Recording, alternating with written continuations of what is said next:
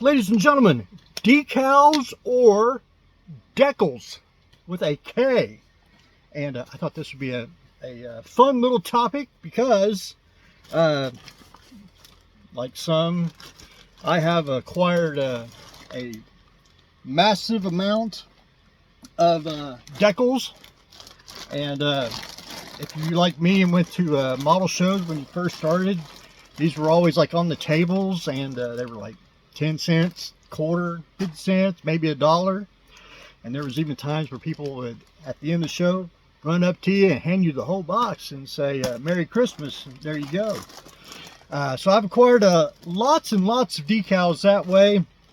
And I never understood, they were always cheap. Why did anyone get rid of it? And it wasn't until many years down the road that I understand is you'll never use them all. And decals have a shelf life, so you can store them for a while, but after a while, I hate to say it, they like break down, and you gotta try to treat them to make them even better. But most of the time you have to get fresh anyway when you buy a new kit. And I sell some kits on the side for basically non-modelers that are getting in the hobby. So when they crack open a 30-year-old kit, they think the decals are good, which they're not. But you got to tell them, you don't have to buy new decals. I wouldn't trust 30-year-old decals. But anyway, so I have like 4 or 5 like 18-gallon totes full of decals, and so I've been slowly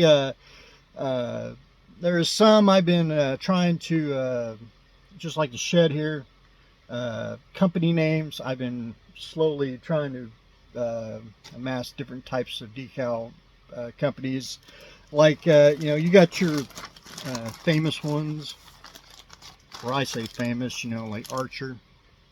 So I use I like their rub-ons. I think their stuff is the best. Anyway, rub-ons really don't go bad. They do, but it takes a very, very long time, so you can kind of fib that if you didn't want to paint markings or use water slide decals. Aftermarket, that's where all the decals really come in. Like that's Accreation decals for the Battlestar, and very hard to find at the everyone was building Battlestars when they were coming out back then. But I did get a whole sheet. I know a lot of people take, I know that once they're used up and gone, I try to save it, at least for the, I won't say artwork, but for the company name. I'll tell you a quick little story. I was maybe 15, 16. Got my first aftermarket sheet. It was a Star Trek kit too, and I still have I got a replacement sheet for it. But I was like, man, cut it out, put it in water, slap it on like you would a normal kit, and watched it when I pulled it out and pulled it off the paper. It just crumbled up like that, and did not know that you had to trim real close to the edge of the decal. So we have Accreation. And before I begin a little further here, I'll give you a little etiquette and decal storage. Now you see this, right? That's a no-no. You really shouldn't do it, but it also is better this way, and I'll tell you why. When you store decals, and everyone does it, because even I've done it, everyone stores decals flat. And that's not really good, as in too much pressure, and over time, and they could stick, and just peel off, temperature and all that. I've pulled out decals where it's just, stuck. So the best way to do it, you almost have to do it like a filing system, is straight up and down. For whatever reason, if you do it this way and do it like a filing system, they last a very, very long time when you do that, which I didn't learn that till like really later on in my illustrious model building career. So what do we got in here? Well, I don't remember. I was cleaning out. I do make my own decals.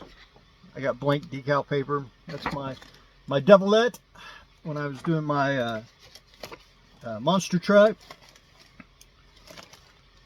Again, trying to not that. Let's see.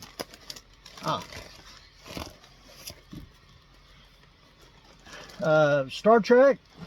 Again, Polar Lights has pretty good decals. They last a long time. I wanted it for the registry numbers. I like the, I'm not good at printing registry numbers or making my own, and I always try to get a bunch of extras for make your own ships, which that's more fun to me than building, that's like the Enterprise. But anyway, I do have some Polar Light decals in here, and there's some I try to pull out to make sure that they do go into the archive. Again, if you don't know, I use a lot of inkjet. I make my own decals, so it's a little, not really a program. You can do it on paint, and try to rework a few things, and because sometimes you just need a small decal. You don't want to spend $10 on a little decal when you can just try to print your own, which I've done many times. This may be my I did a bunch of Star Trek ships for a gentleman, and I got I think that's JT Graphics. I got his decals.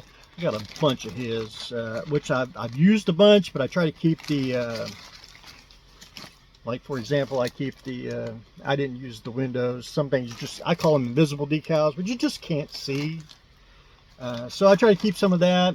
And when I say decals have a shelf life, see, it's getting a little dirty there. Now you could probably scan it, and want to reprint it out. And but after what is the date on it? Does it have one? Nope.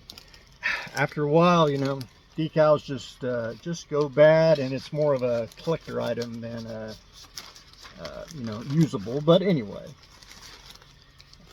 we got, well, I can't show that. I can get hit. Aeromaster, don't want to show that, and I want to get clipped for it. That's bad, wrong. Some decals that you just have to pick up for collector reasons. So anyway, again, lots of JT Graphics. Giving a plug to him here. Again, I'm a big fan of Warbird decals, especially with the lovely ladies that like to be on specific theater airplanes. We got what? Eagle. Lifelike. Of course, some more lovely ladies. I always did like the Pipinella on the P40, I think. I believe it was. Tech Mod. Just a variety. But anyway, again, trying to go through all my decals, trying to get them, put up safely, store them so they can. There's a lot of them I will never use, and then there's some I pick up, trying to have basically one of every company down the road. But anyway, ladies and gentlemen, that's what I got going on today. We were trying to go through the Dekals and trying to add some, because there is a lot of decals in the shed here that's spread out. And of course, we do have the bulk decals too. But anyway, ladies and gentlemen, that's what I got going on today. Stay tuned for next exciting episode.